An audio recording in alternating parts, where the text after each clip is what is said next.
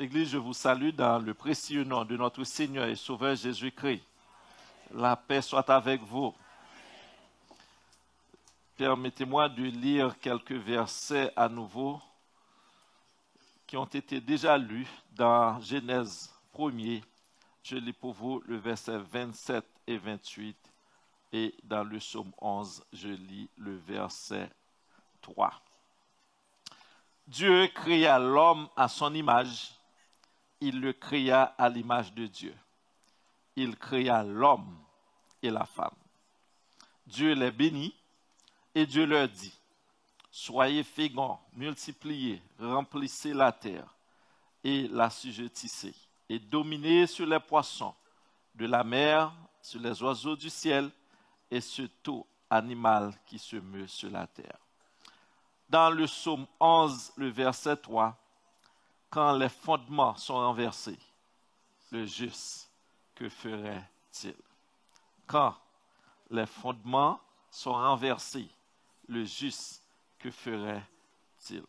Le fondement d'une famille transformée.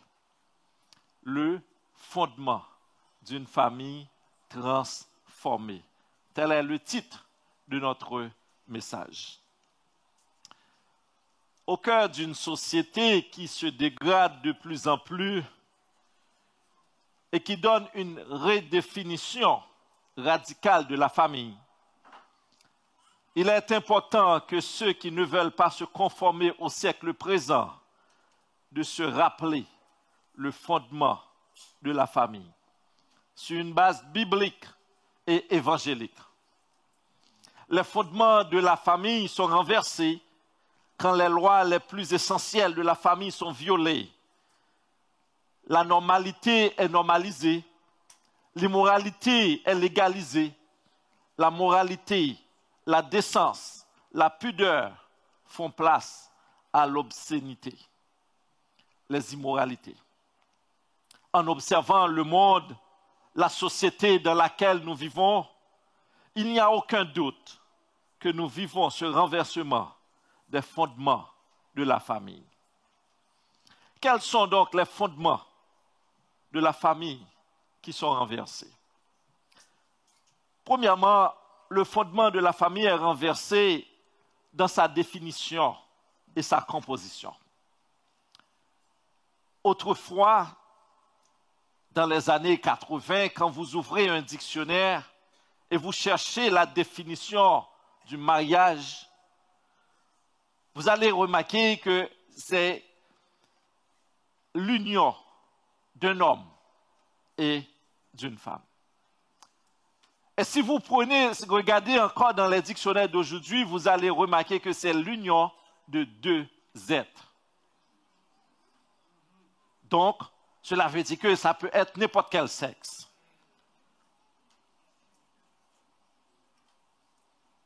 Deux hommes, deux femmes. Et même dans certains pays, on permet même que l'humain s'associe avec l'animal.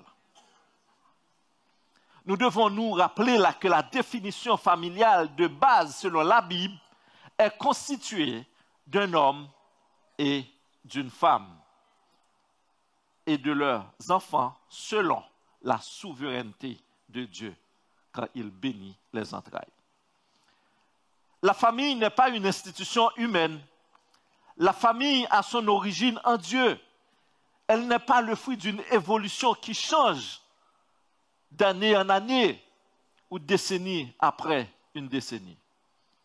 C'est une création divine. C'est Dieu qui a créé la famille. Elle est la première institution que Dieu a créée. La famille créée par Dieu commence par un couple, homme et femme, selon Genèse 1, verset 27-28. Et la version originale utilise les termes mâle et femelle.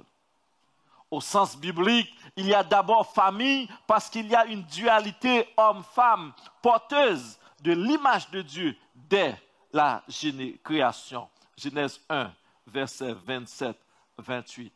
Dieu créa l'homme et la femme. Donc, dans le texte de la Genèse, cette union dans la différence complémentaire, physique, sexuelle, affective est d'ailleurs ce qui caractérise l'image de Dieu en nous. Une famille chrétienne transformée est une famille qui respecte la définition biblique dans son originalité. Dieu crée l'homme et la femme et il le bénit dont chaque membre comprend et remplit le rôle que Dieu lui a donné. Deuxièmement, le fondement est renversé du point de vue moral. De nos jours, certains considèrent l'homosexualité lesbienne comme un style de vie différent, mais tout à fait légitime. Dans Romains 1, versets 24 à 30, les femmes ont changé l'usage naturel en celui qui est contre nature. C'est-à-dire, elles renoncent aux relations sexuelles naturelles pour se livrer à des pratiques contre nature, femme avec femme. Et de même, les hommes abandonnent l'usage naturel de la femme, se sont enflammés dans leur désir les uns pour les autres, commettant homme avec homme des choses infâmes. Romains 1, 24 à 30. Quand vous vivez de cette façon, vous déshonorez l'image de Dieu en vous. Dit la Bible, vous êtes dépourvus d'intelligence.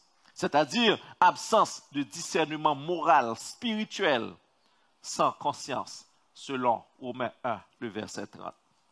Dieu condamne l'homosexualité lesbienne. Vivre ensemble, homme avec homme, femme avec femme. En couple, ce n'est pas cette famille que Dieu a créée. La famille que Dieu a créée est composée d'un homme et une femme.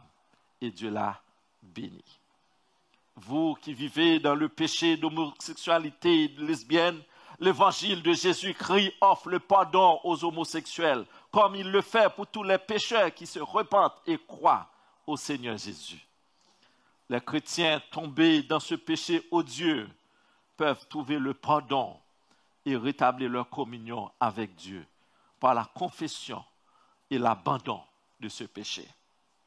À tous ceux désireux d'obéir à la parole de Dieu, l'Évangile promet une totale délivrance de ce péché.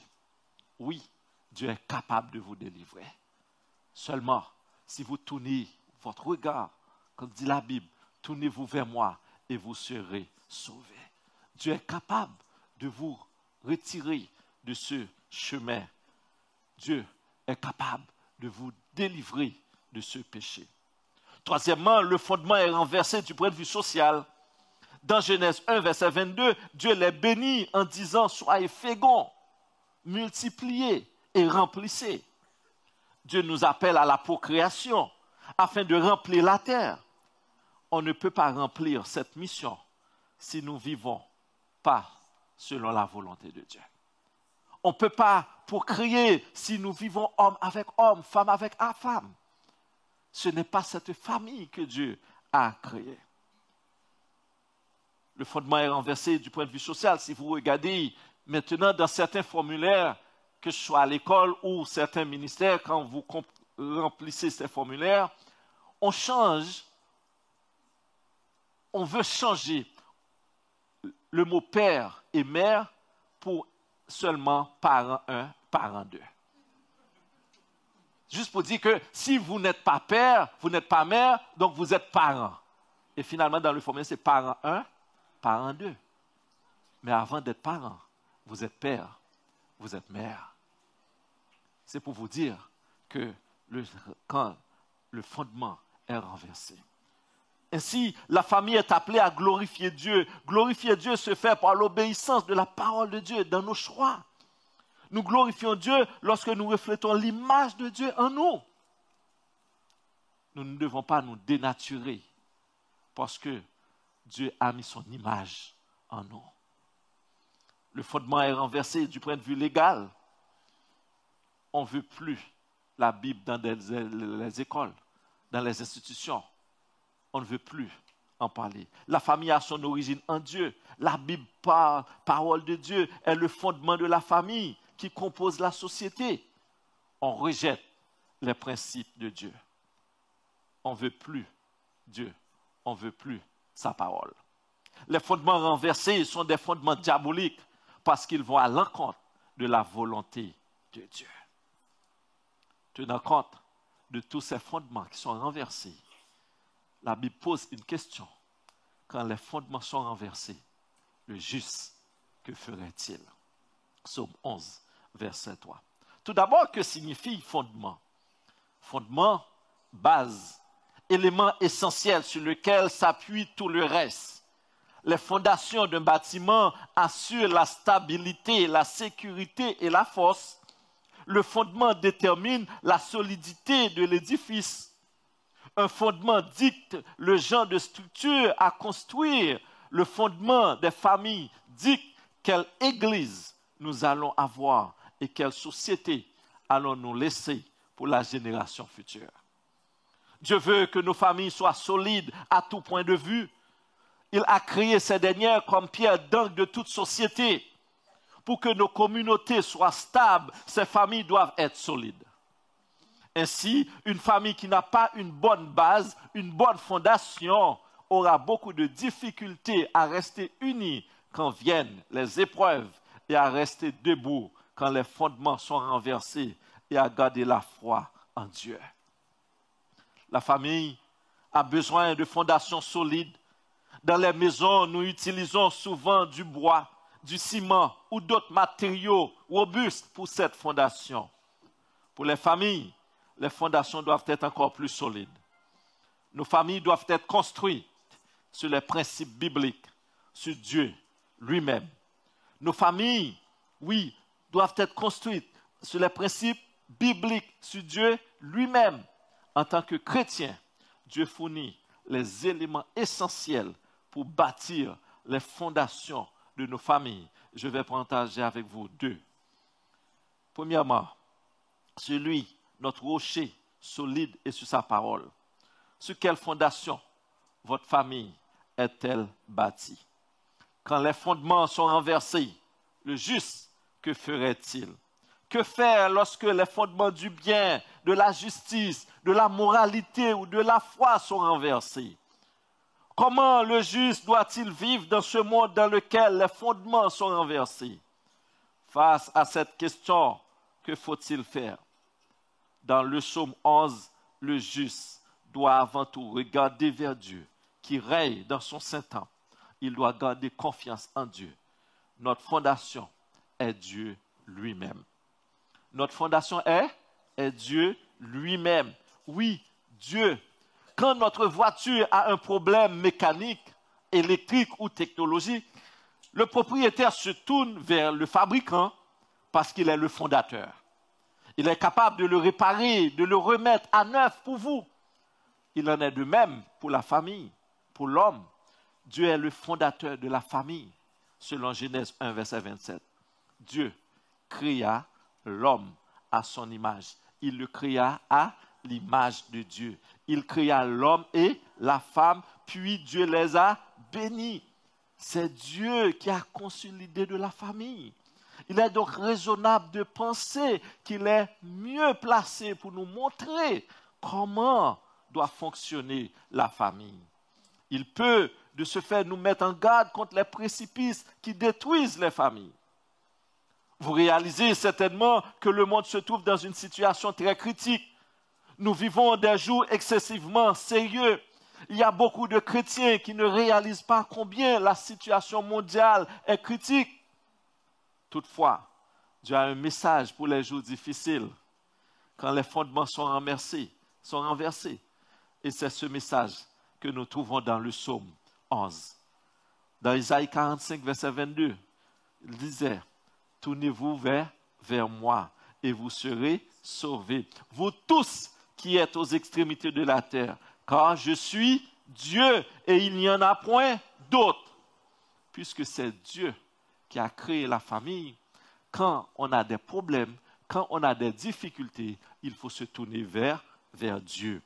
Oui, nous retiendrons notre attention sur le verset 1 et 3. C'est en l'Éternel que je cherche un refuge. Comment pouvez-vous me dire, fuis dans vos montagnes, comme un oiseau? C'est en l'Éternel que je cherche un refuge. Nous ne savons pas dans quelle situation David se trouvait à ce moment, mais il parle d'une période de sa vie très difficile. critique même. Il parle de fondements qui sont détruits. Il ne nous dit pas quels sont ces fondements, mais nous pouvons appliquer ces principes à nos jours. Nous vivons dans un siècle dont les fondements même sont renversés, aussi bien que les fondements politiques, moraux, religieux, que les fondements de famille. Au verset 3 du psaume 11, c'est une question qui lui était posée. Quand les fondements sont renversés, le juste, que ferait-il? Cette question peut encore être posée aujourd'hui. Que pouvons-nous quand les fondements de la famille sont renversés? L'avenir des prochaines générations seront encore plus menacés. Mais en attendant, que doit faire le juste? Que doit faire le chrétien? Il doit faire comme David, qui dit, dans le Seigneur, je place ma confiance. David vivait des jours de grande insécurité. Et ainsi, il a reçu quelques conseils dans le verset 1. On lui conseille de fuir, mais il avait une réponse toute prête pour ceux qui le conseillaient. Il dit, dans le Seigneur, je place ma confiance. Comment pouvez-vous me dire, fuyez dans vos montagnes comme un oiseau? David avait une réelle confiance en Dieu. La vraie foi a un fondement. Ce fondement, c'est Dieu, en la personne, le Seigneur Jésus. Jésus est ma retraite sur le rocher, tout autre asile, tout autre appui, qui n'a posé ce travail vainement. Le vrai fondement, c'est Dieu. Le vrai fondement, c'est le Seigneur Jésus. Parce que personne, rien, aucune situation ne peut renverser ce fondement. C'est pourquoi votre foi, quand vous regardez le monde, vous demandez peut-être, est-il bon encore de garder la foi? Quand vous regardez ce qui se passe, certaines fois dans votre famille, dans votre foyer, à l'église, vous vous demandez, y a-t-il encore raison de continuer à croire en Dieu? Oui, il y a toujours raison, parce que notre Dieu règne encore. Dans Isaïe 28, verset 16, c'est pourquoi ainsi parle le Seigneur, l'Éternel, me voici, j'ai mis pour fondement en Sion une pierre éprouvée, une pierre angulaire, de prix solidement posée. Celui qui la prendra pour appui n'aura pas hâte de fuir. Sur quoi votre foyer est-il fondé? Sur quoi votre famille est-il fondé? Le fondement du Seigneur reste établi pour toujours parce qu'il repose sur une pierre éprouvée, une pierre angulaire de prix solidement posée, selon Isaïe 28, 16. Il y a un fondement pour la famille qui ne peut pas être renversé ni détruit, sur lequel nous sommes en sécurité, le Seigneur Jésus. Beaucoup de familles sont détruites, sont meurtries, dysfonctionnelles, parce qu'elles n'ont pas eu pour pilier le Seigneur, qui est le fondement véritable qui peut tenir une famille. C'est pourquoi il est important de fonder votre propre famille sur le Seigneur, de faire Dieu le centre de votre famille. Quelle est la place de Dieu dans votre famille? Sur quoi votre famille, votre foyer est-il fondé? Nous voyons bien que les fondements du bien, de la justice, de la moralité, de l'amour sont ébranlés tout autour de nous. Cependant, le trône de Dieu reste inébranlable. Alléluia. Le juste, le chrétien, doit fixer ses regards vers ce qui est inébranlable. La Bible nous dit que Jésus-Christ doit être notre fondement. Il est le rocher sur lequel l'Église même est bâtie. Matthieu 16, verset 18. Cela signifie que la véritable Église pratique et enseigne ce que Christ pratique et enseigne. L'apôtre Paul dit aux chrétiens de Corinthiens, car nous sommes où? Ouvriers avec Dieu. Vous êtes le champ de Dieu, l'édifice de Dieu. Selon la grâce de Dieu qui m'a été donnée, j'ai posé le fondement comme un sage architecte et un autre bâti dessus. Mais que chacun prenne garde à la manière dont il bâtit dessus. Car personne ne peut poser un autre fondement que celui qui a été posé, savoir Jésus-Christ et Jésus-Christ seul. 1 Corinthiens 3, le verset 9, 11. L'ensemble du message de l'apôtre Paul était centré sur Jésus, pas seulement sur la personne du Christ, sur l'exemple et le message du Christ, mais l'apôtre Paul déclare que Jésus-Christ est le seul fondement possible. S'il n'est pas, alors tout ce que vous bâtirez finira par s'écrouler et tomber en morceaux. Car il n'y a aucune autre fondation fiable. C'est pourquoi la parole de Dieu dit, si l'Éternel ne bâtit la maison, ceux qui la bâtissent travaillent en vain. Oui, souvenez-vous ce que Jésus lui-même a expliqué. Pour bâtir sur le roc, nous devons non seulement écouter ses enseignements, mais aussi les mettre en pratique dans notre vie. À quoi ressemble une vie qui repose sur Jésus-Christ? Une vie qui repose sur le fondement de Jésus-Christ est une vie de soumission, est une vie d'obéissance. Nous devons mettre en application la parole de Dieu. Donc nous devons examiner notre environnement, dans notre foyer, dans notre famille. Qu'est-ce qui fait la force de notre foyer? Qu'est-ce qui fait la force de notre famille? Est-ce que c'est la parole de Dieu? Est-ce que c'est le Seigneur Jésus-Christ? Nous devons donner la place dans notre foyer à Dieu.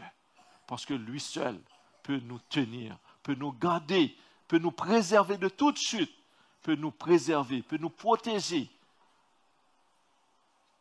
de participer au renversement des fondements. Ce qui est inébranlable, c'est Dieu et sa parole. Ce qui nous conduit à parler du second élément, considéré comme fondement de la famille, c'est la parole de Dieu. Quand les fondements sont renversés, le juste, que ferait-il? Il se refuge non seulement, premièrement, dans Dieu, le fondateur, mais aussi dans sa parole, parce que Dieu nous a laissé sa parole. La seconde chose qui constitue le fondement de la famille chrétienne, c'est la parole de Dieu. Pour triompher dans les combats, il nous faut la parole de Dieu. Quelle est notre force ici-bas, qui nous dirige et nous éclaire dans un monde ténébreux, dans un monde où les fondements sont renversés? C'est la parole de Dieu. La parole de Dieu est l'instrument par excellence pour nous fournir le fondement dont nous avons besoin. Le Seigneur Jésus, au cours de son ministère, utilisa dans ses paroles des analogies provenant de la construction. Nous en trouvons un exemple dans Matthieu 7, versets 24 à 27, où il décrit deux hommes bâtissant sur des fondements bien différents. L'un bâtit sur le sable, tandis que l'autre bâtit sur le roc. À première vue, les deux maisons étaient très belles, mais lorsqu'une violente tempête s'éleva, l'une résista, tandis que l'autre s'effondra. Le Seigneur Jésus utilisa cette parabole pour nous enseigner qu'une vie bâtie sur un fondement solide est une vie basée sur l'obéissance et ses enseignements. C'est pourquoi quiconque entend ces paroles que je dis et les met en pratique sera semblable à un homme prudent qui a bâti sa maison sur le roc. La pluie est tombée, les torrents sont venus, les vents ont soufflé et se sont jetés contre cette maison. Elle n'est point tombée parce qu'elle était fondée sur le roc. Mais quiconque entend ces paroles que je dis et ne les met pas en pratique sera semblable à un homme insensé qui a bâti sa maison sur le sable. La pluie est tombée, les torrents sont venus, les vents ont soufflé et ont battu cette maison. Elle est tombée et sa ruine a été grande. Nous devons bâtir notre fondement sur le roc qui est Jésus-Christ. L'Église, la parole de Dieu doit être la fondation de notre foyer, de notre famille. Ainsi, quand les fondations sont renversées, notre conviction, notre foi en Dieu reste inébranlable. Mais pour que votre foi reste encore solide, il faut savoir en qui vous avez mis votre confiance. Et c'est pourquoi quand on avait dit à David, fuyez dans les montagnes, il dit non, c'est en l'Éternel que j'ai mis ma confiance. Oui, c'est en l'Éternel. Notre foi en Dieu reste inébranlable. Vous qui espérez fonder un foyer, une famille, La parole de Dieu reste une certitude, un fondement sûr et solide. La parole de Dieu demeure pour toujours. Voilà un fondement sur lequel qu'on peut construire en toute quiétude. Le ciel et la terre passeront, mais mes paroles ne passeront pas. Elle est éternelle. Matthieu 24, verset 35. Psaume 119, verset 89. Dans un monde où diverses voix essaient de nous influencer, nous devons apprendre à renouveler notre intelligence au moyen de la parole de Dieu afin de pouvoir distinguer le bien et le mal. Que la parole de Christ habite parmi vous abondamment. Instruisez-vous et exhortez-vous les uns les autres en toute sagesse par des psaumes, par des hymnes, par des cantiques spirituels, chantant à Dieu dans vos cœurs sous l'inspiration de la grâce. Colossiens 3, verset 16. L'exhortation est claire, que la parole de Christ habite parmi vous à abondamment. Quelle est la place de la parole de Dieu dans votre cœur? Le psalmiste dit, je serre ta parole dans mon cœur, afin de ne pas pécher contre toi. Dans le psaume 119, verset 50, il dit, ta parole est ma consolation. Donc, quand vous regardez le monde, donc les fondations du monde sont renversées. Donc, la famille, où trouvez-vous votre consolation? Dans la parole de Dieu. Parce que notre Dieu règne encore et il règne toujours. Dieu nous a donné plusieurs principes dans sa parole concernant la structure de la famille et le rôle que doit jouer chaque membre de la famille. Lorsqu'on respecte ces principes bibliques, les familles expérimentent les bénédictions qui leur étaient destinées par Dieu. Mais lorsque ces principes sont violés, le malheur et les douleurs en sont les résultats. Dieu veut aussi que nous ayons des familles spirituellement solides. La famille, en effet, est le milieu le plus décisif, la plus décisive qui exerce une influence sur la vie et l'avenir des enfants, qui auront à grandir dans une société où Dieu et sa parole sont rejetés. La parole de Dieu doit être fondement de notre foyer, la famille. Nous déploierons beaucoup d'efforts pour présenter aux autres un visage chrétien de la famille. Mais lorsque l'image extérieure ne correspond pas à la réalité intérieure, les enfants ont tendance à laisser leur identité chrétienne à la maison. Alors que la parole de Dieu nous invite à être le sel de la terre, la lumière du monde. Nous, en tant que parents, famille, nous sommes appelés à être un modèle dans la foi, un modèle dans la prière, un modèle dans nos conduites. Oui. Si les parents sont un modèle dans la foi, en conduite, en parole, les enfants grandiront, leur caractère personnel étant formé par la parole de Dieu. Non seulement ils le manifesteront dans le monde, mais ils seront aussi aptes à le transmettre à leur propre génération, à leurs propres enfants. Chaque famille chrétienne a reçu un appel spécial de Dieu. Le désir de Dieu pour la famille est que celle-ci produise des êtres humains matures spirituellement et émotionnellement qui entreprendront la mission divine dans le monde. Chaque famille est appelée à accomplir ce qui a été confié à Abraham en Jésus-Christ. Toutes les familles du monde seront bénies en toi. Quand on observe ma famille, quand on observe votre famille, est-ce que nous sommes une bénédiction pour ceux qui nous regardent? Est-ce que nous sommes une bénédiction pour ceux qui nous observent? Votre impact positif sur les générations à venir sera directement lié au ministère que vous avez dans ce petit endroit qui s'appelle maison. Trop souvent, nous voulons paraître bien quand nous sommes réunis ici comme aujourd'hui. Nous sommes bien, nous sommes en amour les uns avec les autres. Mais qu'en est-il de la maison? L'église commence dans la maison. La première famille, c'est dans la maison. Nous sommes tous des familles de Dieu. Mais nous devons être des modèles. Nous devons être des exemples. Vivre heureux en couple, en famille et éduquer les enfants sont des défis. Sont des grands défis pour les parents d'aujourd'hui. Il y a des gens que j'ai entendu dire, d'autres qui disent, Dieu merci, je n'ai pas des enfants petits à élever. que vous avez des enfants petits ou grands, vous avez des problèmes. Il y en a d'autres qui prennent des décisions de ne pas avoir des enfants dans ce monde. Parce que le monde va de mal en pire. Mais Dieu nous appelle. Dieu nous donne des principes. Si nous prenons le temps de mettre en application la parole de Dieu dans notre vie personnelle, en tant que chef de foyer, en tant que mère, père, si nous déposons notre vie sur l'autel de Dieu, ensuite nous pouvons nous transmettre la foi à nos enfants lorsqu'ils nous observent dans nos quotidiens. Quand nous avons des problèmes, quand nous avons des difficultés, vers qui tournez-vous? Quand les choses vont mal, est-ce que nous faisons comme les autres? Ou nous nous rappelons que nous sommes lumière et sel. Et en tant que lumière et sel, nous devons nous tourner toujours vers Dieu et Dieu seul. Comme indique le psalmiste dans le psaume 11, verset 2, « Car voici les méchants bandent l'arc, ils ajustent leurs flèches sur la corde pour tirer dans l'ombre sur ceux dont le cœur est droit. » Tout comme le psalmiste, nous avons besoin de Dieu pour notre refuge.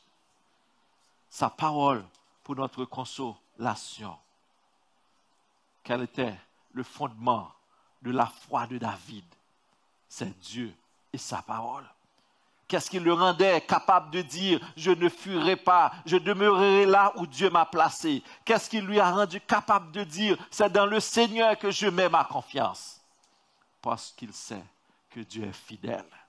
Il règne. Dans le psaume 46, nous lisons « Dieu est pour nous un refuge et un appui, un secours qui ne manque jamais dans la détresse. C'est pourquoi nous sommes sans crainte quand la terre est bouleversée, sans crainte quand les montagnes chancellent au cœur des mers, sans crainte quand les flots de la mer mugissent, écument, se soulèvent jusqu'à faire trembler les montagnes, sans crainte quand les fondements sont renversés. » Dieu peut faire entendre sa voix et en disant « Arrêtez et sachez que je suis Dieu. Je domine sur les nations, je domine sur la terre. » Lorsque la fondation d'un édifice bouge, les autres parties de l'édifice bougent aussi et peuvent causer beaucoup de problèmes. Les problèmes causés par une fondation imparfaite sont multiples et peuvent être très sérieux.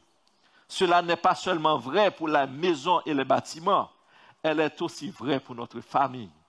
Si la famille a une fondation autre que Dieu, il aura des fissures dans la société.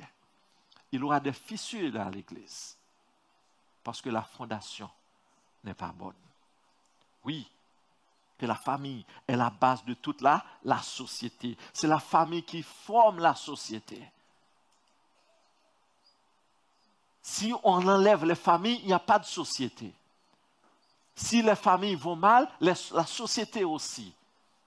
Parce que la société est formée des familles.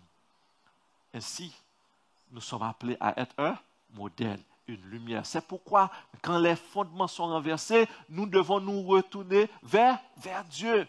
Regardez là, la parole de Dieu. Qu'est-ce que Dieu a dit? Oui, la société ne peut être bonne si la famille n'est pas transformée. Si Dieu n'est pas le fondement de notre famille, si Dieu ne bâtit pas la maison, celui qui la bâtit travaille en vain. Vous qui m'écoutez, ne courez pas la chance de construire un foyer, une relation sans avoir Dieu et sa parole pour fondement. Quand les fondements sont renversés, le juste, que ferait-il? Il se refugie en Dieu et sa parole. L'Église, les fondateurs des nations ont laissé un livre qu'on appelle Constitution.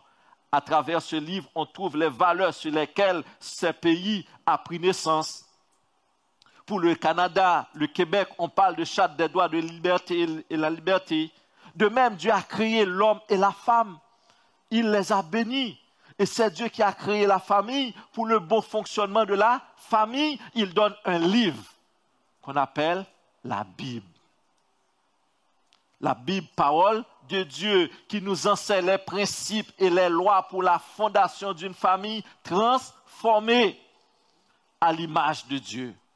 Que ce livre de la loi ne se loie point de, médite-le jour et nuit pour agir fidèlement selon tout ce qui est écrit. C'est alors que tu auras du succès dans tes entreprises. C'est alors que tu réussiras. Tu ne peux pas mettre de côté, vous ne pouvez pas mettre de côté la Bible si vous voulez avoir une famille transformée. Vous ne pouvez pas mettre la Bible, la parole de Dieu, parce que la parole de Dieu, c'est notre fondation. Aux parents, Dieu nous recommande d'instruire l'enfant selon la voie qu'il doit suivre. Et quand il sera vieux, il ne s'en détournera pas. Tu les inculqueras à tes enfants. Et tu en parleras quand tu seras dans ta maison, quand tu iras en voyage, quand tu te coucheras et quand tu te lèveras. Voilà donc, si nous voulons avoir une famille transformée, si nous voulons vivre selon la volonté de Dieu, quand les fondements sont renversés, si nous voulons rester debout, forts, fermes, avec fermeté, solides, nous devons avoir Dieu pour notre appui.